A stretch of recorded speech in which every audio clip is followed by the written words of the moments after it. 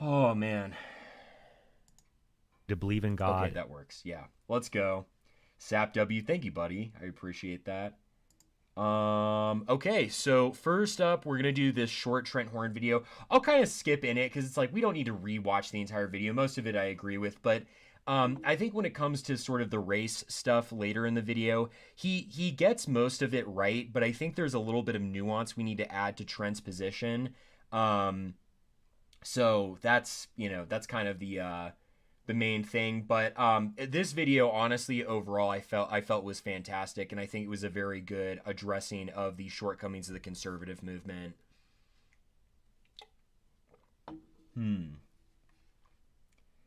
Novak says Diamond be like, there's no salvation outside the church. Well, I hope he can come back before it's too late. Legitimately, yeah, let's pray for that, man. I really hope he does. So we're gonna get this started and support traditional moral views like being pro-life. This graph from 538 shows that in the last 30 years, conservatives have remained fairly religious, while liberals who don't identify with any religion have risen from 10% to 40% of liberals. But conservative is not synonymous with Christian, and sharing faith in the true God is infinitely more important than sharing certain political views. That's why in today's episode, I'm going to talk about two types of people who either identify as conservatives or at least claim to oppose modern liberalism or modern leftism, who still need to be converted to a full acceptance of the gospel of Jesus Christ and the teachings of his church. First, there are the immoral individualists. These are people who tend to be economic conservatives, but also support liberal social policies. There are people like Dave Rubin, who say they left the left because liberals went crazy on social issues, but then perpetuate their own kind of crazy by doing things like ordering children via surrogates to be part of their so-called gay families. It's also hypocritical for conservatives to ridicule political opponents, like Pete Buttigieg, for depriving children of a mother and father, but congratulate same-sex marriage, drag queen story hour, and transgender ideology did not come out of nowhere. They came partly from conservative. Oh, BA Catholic donated $5. Thank you, buddy. I appreciate it. Love the commentary. Buy some more books. Thanks, dude. I appreciate that. That really means a lot to me. Decades ago in the mid-20th century, who said contraception isn't a moral issue as long as I don't have to pay for it. Or conservatives who trumpeted family values while being on their second, third, or fourth marriages. They weren't trying to conserve a Christian worldview for society. They were immoral individualists who only stood up for moral causes when it was popular to do so. To reduce men down to maybe just their genetics. It's supposed to make fun of Dylan Mulvaney, the man who claims to be a woman that single-handedly destroyed Bud Light's market value. In America calendar from... Okay, so I'm actually just going to skip this entire section because me and Trent pretty much agree here. I just wanted to say, from what I remember in this video, he had a pretty good take on the whole calendar gate. For those who don't know, the whole calendar gate, or the whole controversy over the calendar was, the Real Women calendar. And it's basically like, it's a classic criticism that we've made of the main conservative movement, which is like, guys, all these libtards are promoting gay porn and trans porn, so we got to make conservative porn. We got to make porn with straight people. And it's like, how about let's not make pornography at all? How about let's make that illegal, and let's shut that down and cut it off at the source? This is a huge problem, again, that we've stated literally a million times with conservatives. They're always just 10 years behind, right? So they're not really, in any substance of the word, conservative. It's just that they're slightly less progressed liberals, right? They really are liberals, but like from 10 years ago, right? And so you get a lot of these trad thoughts. That's kind of in a modest picture, so I don't want to show that. But, you get a lot of, again, it goes back to the whole trad thought thing. It's like these women who, dress up in the flowery sundresses and that sort of thing. But, you can see their brassiere and they parade around as being some kind of conservative. But it's like they're still garnering and going after the same attention that they really would have if they had stayed like an OnlyFans whore, or really are still profiting off of that kind of attention, right? They're trying to sell an image. And that's with the women, generally speaking, and, the women who are just sort of libertarians. But as we all know, women really should not be in politics in general. In terms of the guys, it's sort of your barstool conservative dudes who, are like, I like South Park and Family Guy, and I just don't like the left because they don't let me make jokes with my bros and stuff like that. There's really nothing moral about these guys. They still are into the same kind of hedonism. It's just they might not be totally down with the whole gay thing, and if they are, they're like, go back to the whole like, as long as I don't see it, I'm fine. And they're generally okay with basically the last generation's wave of feminism.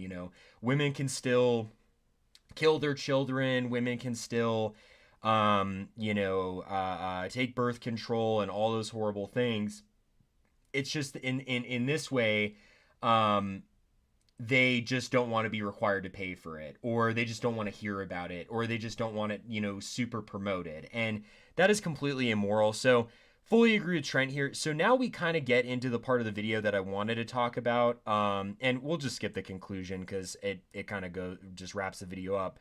But this is what Trent calls the racist conservatives. And I do agree with the people that he's going to criticize, or I do agree with his criticism of the people that he's going to criticize here, because the people that he's going to criticize aren't people who are being ironic or just making jokes that are offensive, but they're not actually hateful towards anybody.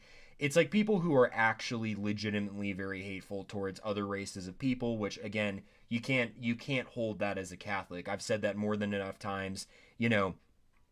I for one, I've been very clear on my position. I'm a white identitarian.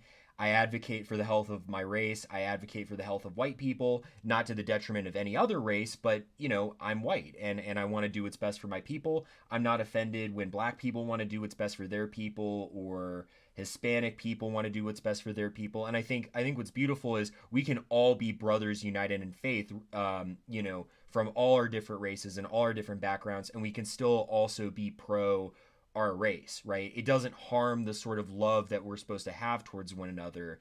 It's actually complementary. And the image that I oftentimes give for this is, it's like talking about your family, right? Like if I say I love my family, it doesn't mean that I hate other families, right? I love those other families, but I also love my own family, and my own family is special to me in the hierarchy of love because of my close relation to them. And that's the same thing with love for one's race.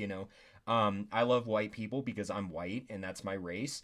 But it doesn't mean that I want to hurt or harm or advocate anything that is detrimental to any other races of people, right? And I think that's a very balanced and reasonable position. And unfortunately, a lot of people online don't see it that way because there's tended to be an imbalance when the race conversation comes up on social media. It's like people either think you're supposed to be some hateful wignat who literally just legitimately has hatred towards other races of people, which is intolerable, but at the same time, the opposite position that's flipped is you're just supposed to totally not love your race at all. Any love for one's race is evil and condemnable and stuff like that, and that is an equally, in my opinion, erroneous position, right? Needs conversion has too much of a fixation on group identity beyond the individual. In fact, they treat entire groups of human beings as being less than human. Those would be the racist conservatives. Now, I don't throw the term racism around lightly. Liberal activists love to call anything and everything racist until the word has lost all of its meaning. They also frequently and unashamedly engage in their own racism. See my previous episode about how Ibram X. Kendi's book, How to Be an Anti-Racist, is actually white people superior. By the same token, there are racist white people who identify as conservatives or even as Christians who treat people of color as having less value or as being unique threats to society. For example, here are some memes I found online shared by people, once again, who would identify as conservative or at least opposed to modern liberalism. Many of them say they're Christian conservatives. Here's one complaining about how too many white women get abortions, whereas black women have too many children. And when someone in the comments pointed out that black babies should not be aborted, the response was to, quote, stop cucking for a group that allegedly wants white people dead, and also with a Pepe meme of a black baby being aborted.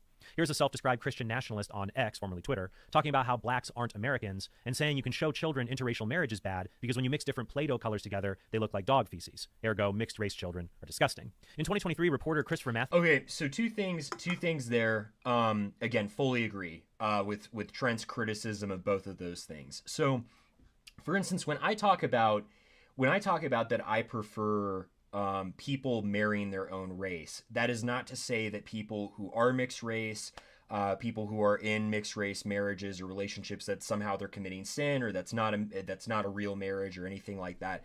None of those things. I don't believe or hold any of those positions.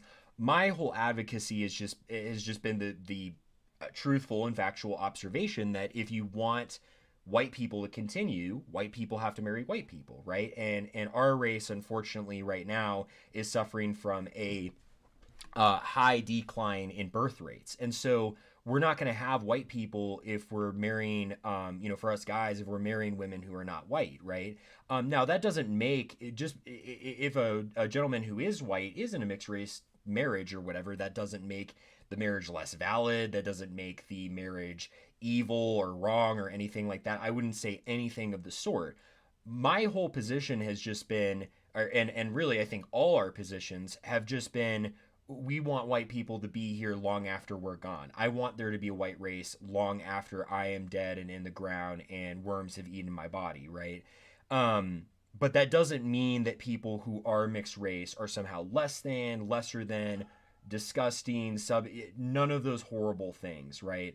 All people, whether monoracial or mixed race, are made in the image and likeness of God. All people have equal dignity and should not be treated less than or regarded as inferior or anything like that because they are mixed race. That is a deplorable position. I fully condemn that, along with Trent Horn. Theos revealed that Richard Hananiah, a popular writer of all post-1965 non-white migrants from Latin America. He also said white nationalism is, quote, the only hope that part of what made the American nation great will survive somewhere, end quote.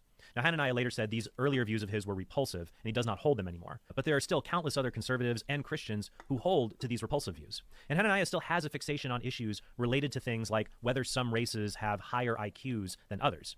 Now, claims about the intelligence of various races have been used to defend racism against minorities and people of color. Most critics of these racist views usually argue that there's no good evidence for showing that there are biologically based differences in IQ among different races.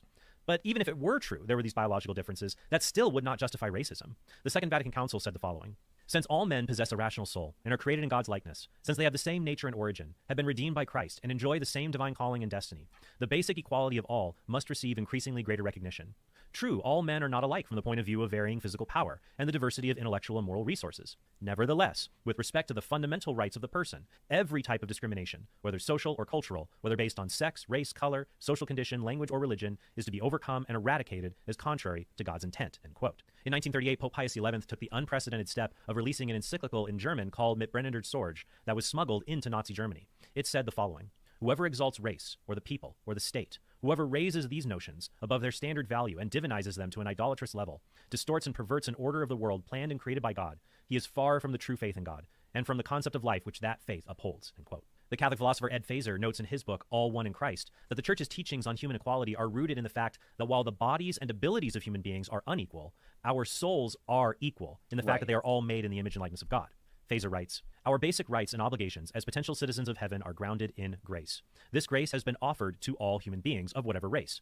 Hence, whatever biological and cultural differences may exist between the races, nature and grace alike ensure that their basic rights and duties are the same. The title of Feser's book comes from... So, all very true, right? There is no doubt that every single human being, irrespective of whatever race they are, whether they're mixed race, monoracial, anything like that, every single human being has equal dignity, should be treated with equal respect and kindness and love, and understood that they have an equal status, right? Completely affirm that as a Catholic. And that's the thing. You know, a lot of people, what they don't understand about white identitarianism is it's not a thing about affirming that any race is less than, any race is evil or wrong or a mistake or any horrible thing like that. That would be completely condemnable.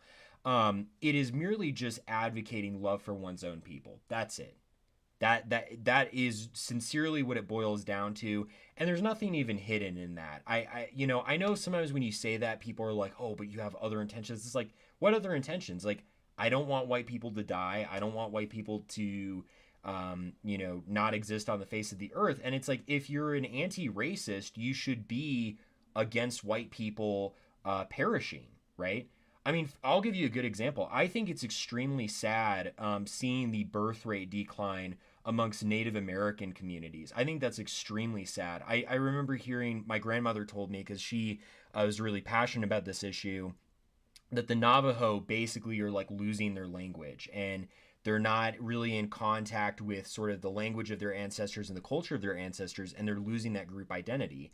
And that's extremely sad. And, I, as a white identitarian, my heart goes out to the Navajo people. That's horrible. I would never wish that on anyone, to lose their identity or lose their culture at all. That's completely horrible. And, when I bring up what's happening to white people, it's like, I don't want that to happen to my race as well, but I don't want that to also happen to any other race, right? What basically like white identitarianism comes down to is white people need a seat at the table. White people need to be treated with the same dignity and respect as every race of people on earth. And currently we are not. We're deracinated. We're kind of held to a different standard. People will say things like, well, it's not wrong for this race to advocate for, their own group interest and stuff like that. Again, not contrary to any other groups, but just their own group interest. But then white people are not expected to do that. And not only are we not expected to do that, we're deracinated if we do. And that's discriminatory. I mean, I don't care if not to be like, the left are the real racists, but that is racist. That's hateful. And I will do everything in my power to fight against that, right? I don't like seeing my race be discriminated against. That's why I'm a white identitarian. I want white people to exist, again, I've said this multiple times, long after I am dead, long after I am gone. White people have rights. White people deserve life as much as any other race of people. And we are all, as human beings, made in the dignity and image of God, and we were all redeemed by Jesus Christ. Every single race of people on earth. And I don't see white people being treated, my people being treated with that kind of respect. And that is what frustrates me, I think, in today's society and today's culture. So everything that Trent Horn said was very true in regard to a Catholic cannot be an actual racist, meaning a Catholic cannot hate any other group of people. A Catholic cannot feel hatred or animosity towards any other group of people. That is completely wrong, right? And it would be truly wrong for any person as a Catholic to call themselves, and again, not on, internet memes and stuff like that aside, post-irony aside, like, it is wrong for any Catholic to call themselves an actual racist, meaning that they actually hate people with other colors of skin or anything like that, since we are all made in the dignity and image of God, right? That being said, identitarianism is not that. Identitarianism is merely advocating for your race as you would advocate for your family, and for the health of your race as you would advocate for the health of your family. And this is actually supported by the magisterium. One example actually comes from the document, the document by Pope Pius XI. I'm sorry, I always butcher the Latin. Mit Brennhender Sorge. Point 34 talks exactly about what we're saying here. No one would think of preventing young Germans establishing a true ethnical community and a noble love for freedom and loyalty to their country. What we object to is the systematic antagonism raised between national education and religious duty. This is why we tell the young, sing your hymns to freedom, but do not forget the freedom of the children of God. Do not drag the nobility of freedom in the mud of sin and sensuality. He who sings hymns of loyalty to his terrestrial country should not, for that reason, become unfaithful to God and his church, or a deserter and traitor to his heavenly country. You are often told about heroic greatness in lying opposition to evangelical humility and patience. Why conceal the fact that there are heroisms in the moral life? That the preservation of baptismal innocence is an act of heroism which deserves credit. You are often told about the human deficiencies which mar the history of the church. Why ignore the exploits which fill her history, the saints she begot, the blessings that came upon Western civilization from the union between that church and with your people? So, and it kind of goes further into that about, not hating the church not having any pride in her achievements and what have you, which is kind of what was going on a little bit in Nazi Germany. But that line, point 34, sticks out, and we'll reread it. I was just making sure that there was not another line that we also see another line here. That is correct. Here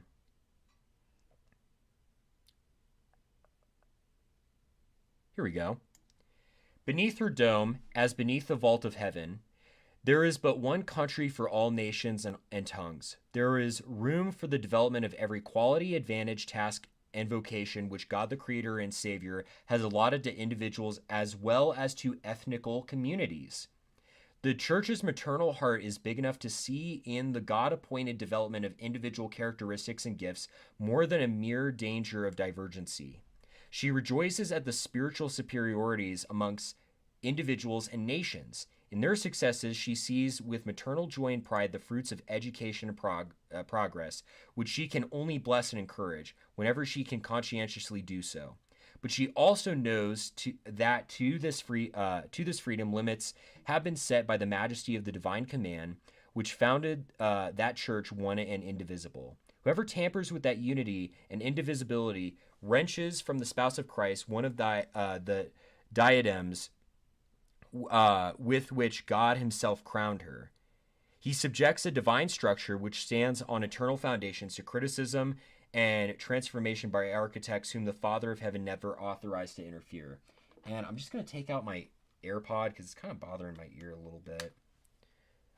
I don't think I'll get too much blowback from the speaker, so that should be fine. But all this is to say, right, and going back to point 34, no one would think of preventing young Germans establishing a true ethnical community in a noble love of freedom and loyalty to their country, right? So that's the thing. There is no antagonism or animosity or condemning language on the part of the church for people doing what is best for their race and doing what is best for their country or anything like that. Where there does create an antagonism is if those things are, if in the name of those things you start doing something that takes you away out of the church of God or promotes hatred towards your fellow man, right? Based on the color of his skin, based on his race. That's when the church steps in and says that is not appropriate and that is condemnatory.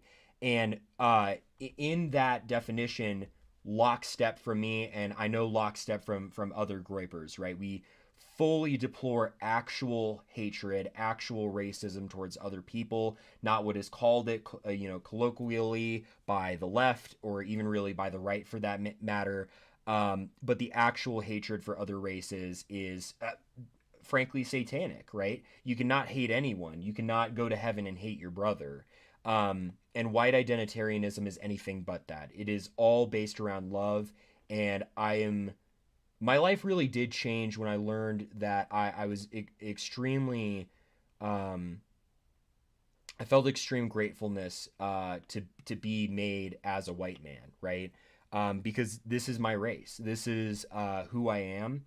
And this is a central part of my identity. And I feel grateful that I have this beautiful lineage to look back on and look at so many people who were saints, who were great figures in church history, and look up to them and look at the culture that was created actually by the church in that ethnic community, so that I can look to that culture as a constant source of inspiration. That is the kind of thing that poems are written about, right? That's the kind of thing that love songs and sonnets are written about, and grand tales and stories. And I look at that with a great sense of pride and love, quite frankly. So that's all to sort of balance out Trent a little bit.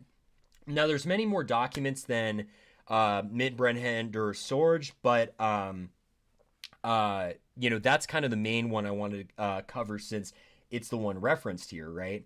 And I think it is so important to emphasize that sort of balance when we have this discussion, because I have even unfortunately encountered a lot of Catholics online that when the topic of race comes up, they get extremely uncomfortable and think that any sort of positive talk of one's own race is tantamount to racism. And that's simply not true.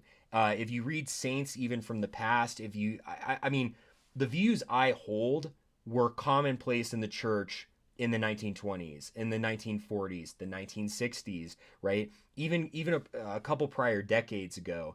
But it's that Catholics, and again, this kind of goes back to the tyranny of the well-meaning Catholic. Catholics almost like to agree with the left because they don't want to be contentious sometimes. And so because of that, they'll sort of adopt the left's hermeneutic of thought when it comes to race. That, race doesn't matter at all, that it's just all, shades of nothingness, and therefore it can be cast aside when race does matter, right? But race mattering does not mean that we promote anything that is unethical or hateful or something that Christ would not approve of, right? Again, there's a balance when it comes to this subject, and I find that too many people online do not have this balance. They either do, again, what that horrible gentleman, that Roark spoon enthusiast had encountered, where, I mean, literally promoting abortion for black people. That's horrible. That's completely condemnable, right? And that man should be ashamed, and he really should look long and hard in the mirror as to understanding whether he's a true follower of Christ or not. That is completely evil that he did that, right? And it's evil too that, and I am going to call this out, I see a lot of Hispanic Catholics who do hate white people.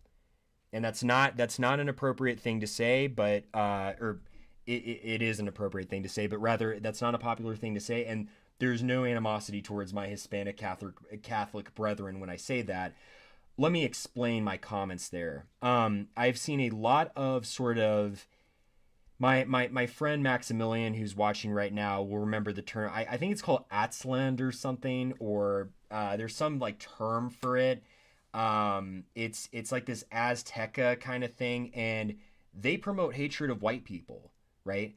And they'll sometimes try to shoehorn in the fact that so many Hispanic cultures have retained their Catholic heritage for so long as a sort of racial supremacy over white cultures such as Anglo culture or Germanic culture, in which unfortunately Protestantism had taken a large hold in.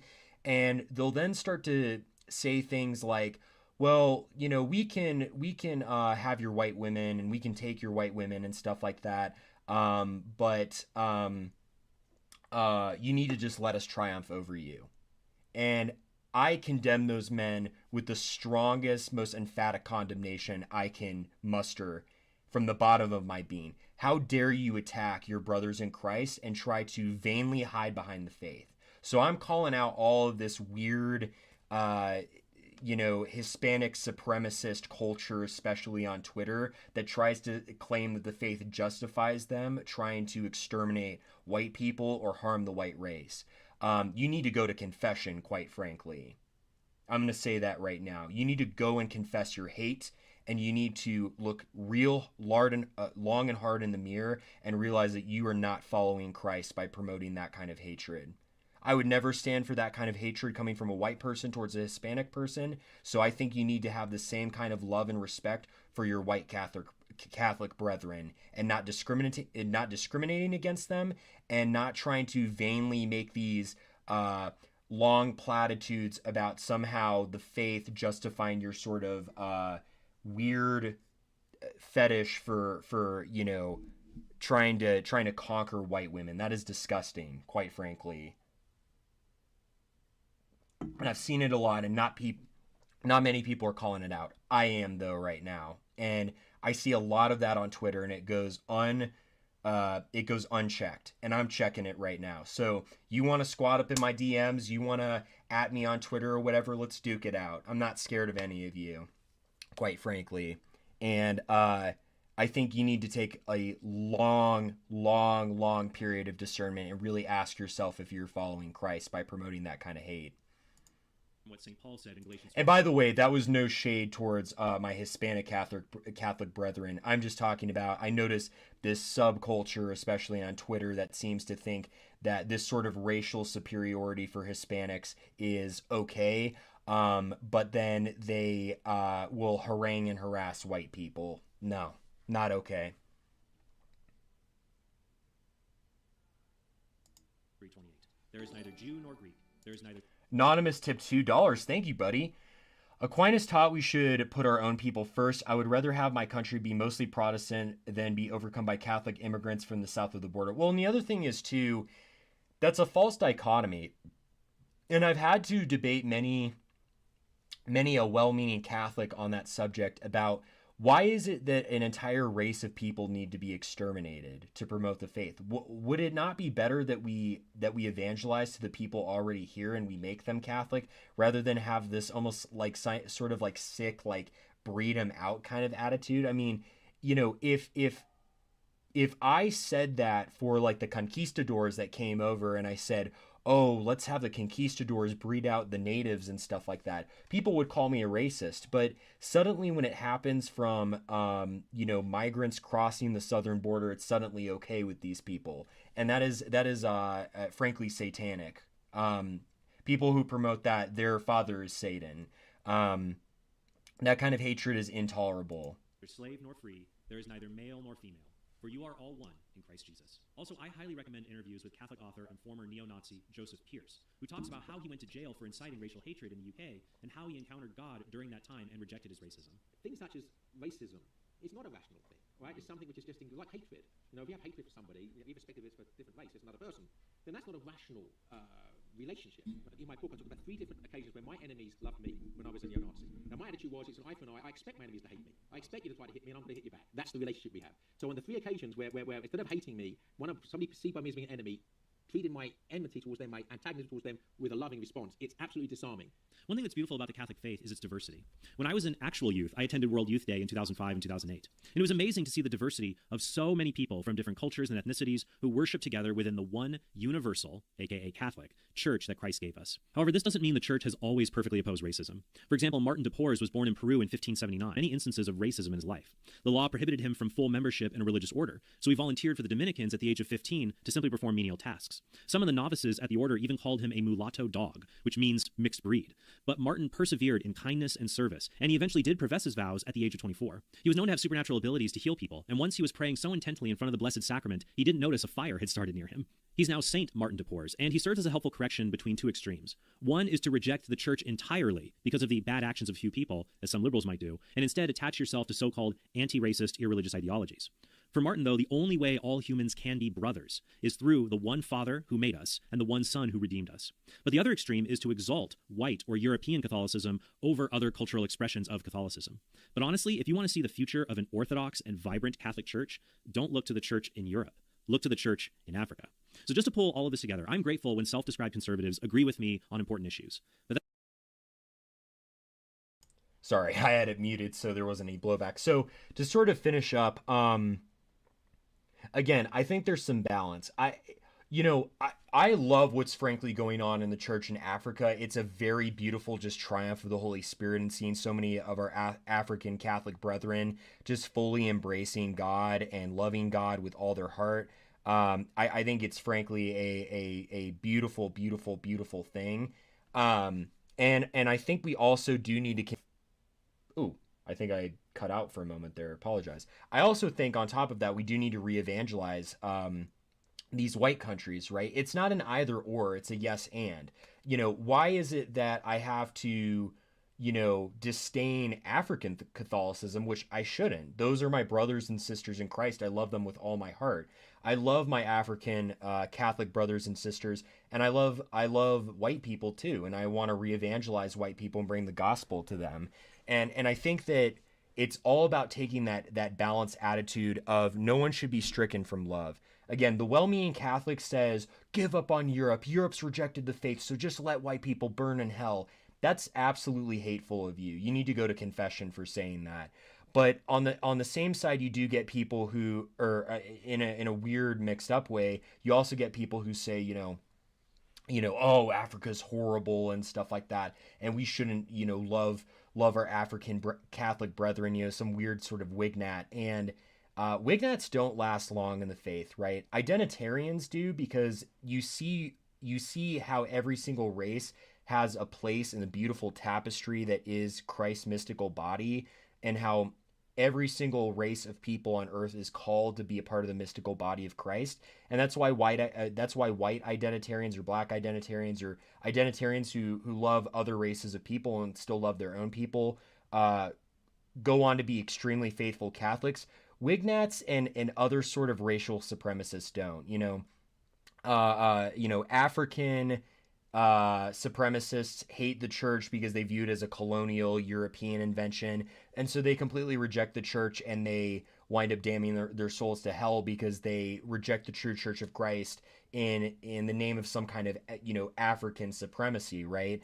And then Wignats, it's like they're either pagan, or if they are Catholic, they have this conception of Catholicism where it's like Catholicism is almost exclusively meant for white people, whereas every single race of people, white people, black people, Asian people, are called to be a part of the church.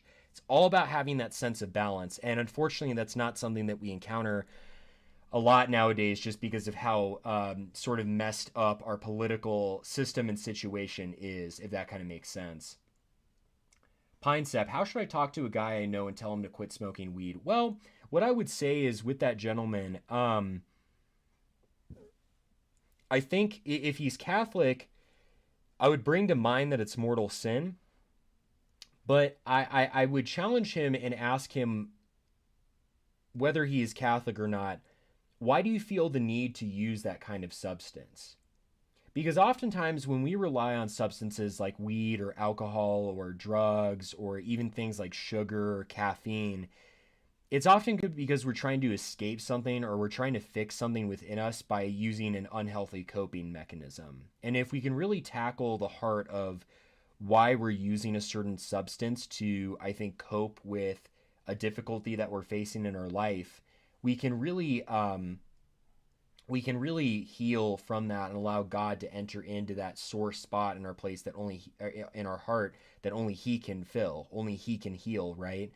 And I would really challenge your friend, why are you using weed? Why are you using weed to sort of heal this spot in your heart that you may be suffering and that only Christ could touch? I think that would be a fantastic challenge to him, as to seeing why he's maybe using that substance to maybe escape a traumatic event or deal with some inadequacy in his life or some pain that he's feeling in his heart, And I would also say pray for him too. I mean, prayer is powerful. Pray the rosary for him.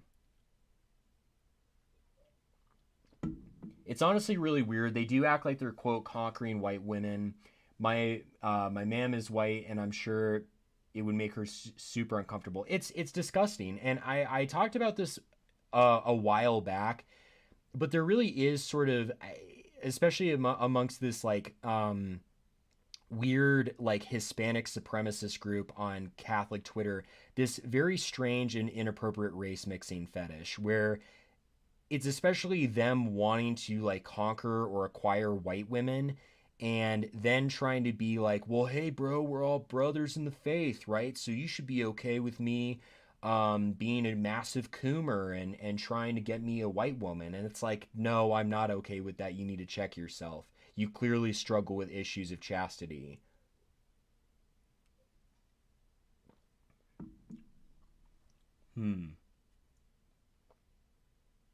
See here. Jordan Jones said, just finished the book Pope Peter by Joe Heschmeyer. Very good book. I was wondering if you had any books like it that are pretty new for converts like myself. Thanks. I'm trying to think off the top of my head of really good accessible papacy books. I think one could probably be Stephen Ray's Upon This Rock. Stephen Ray's Upon This Rock is a fantastic, very accessible papacy book.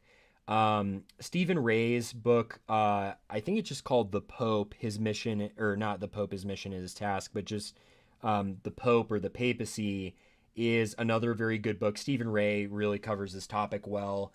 And I would also say, gosh, I'm trying to think. The Scriptural Handbook for the Papacy by Scott Butler is another fantastic introductory book. Aren't some Hispanics white, though? I meant Francis is technically Hispanic. Well, Pope Francis is actually Italian. But yeah, there's some Hispanic people that are pretty close to being white.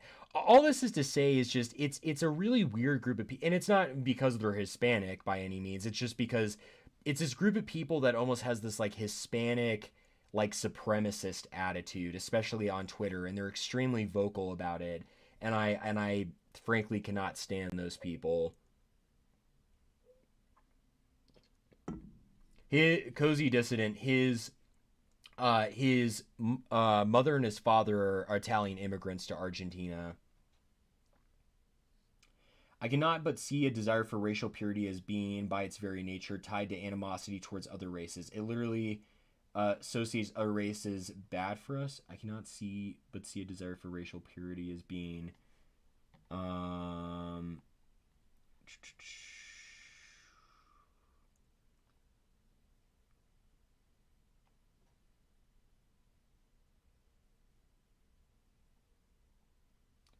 see here.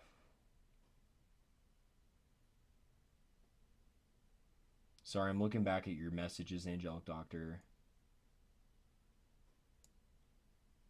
No, what you're what you're stating about the desire to, want to preserve your race or preserve demographics is not an evil at all. In fact, Cardinal Michael I want to say Faldhammer talked about in Germany how the desire to preserve one's race is not a bad thing at all. So again, it is not. It is still a natural good, right? Now, using unethical means to do so would be evil, but using ethical means like, maybe limiting immigration or, promoting birth rates amongst a certain group is not bad or evil or wrong. So I think you're wrong on that, unfortunately, my brother. Hello, Pinesap Nation. I hope all is well with you. Hey, Deso, what's up, bro?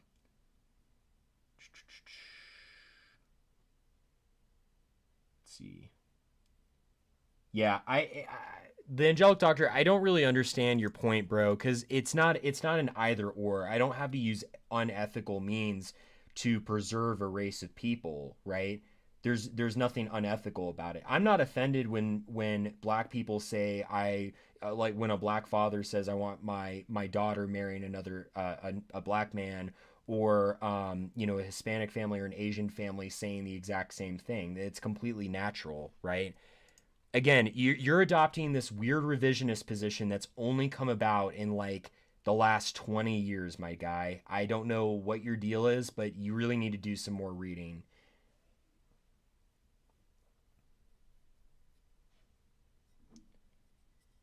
And a positive avoidance of race mixing. Well, but it's not necessarily wrong to say I want to stay amongst my race, right? Or I want to keep to my own or something like that in terms of marriage and that sort of thing. I mean, if white and black people mix enough, there's not going to be black people and there's not going to be white people and stuff like that. And of course, you can have some people do that and still have white people and black people, but it's like if you have enough people doing that, that is going to just make those races go away. So I don't know what your deal is, man. I'm sorry, but I can't get behind what you're saying. Anyhow,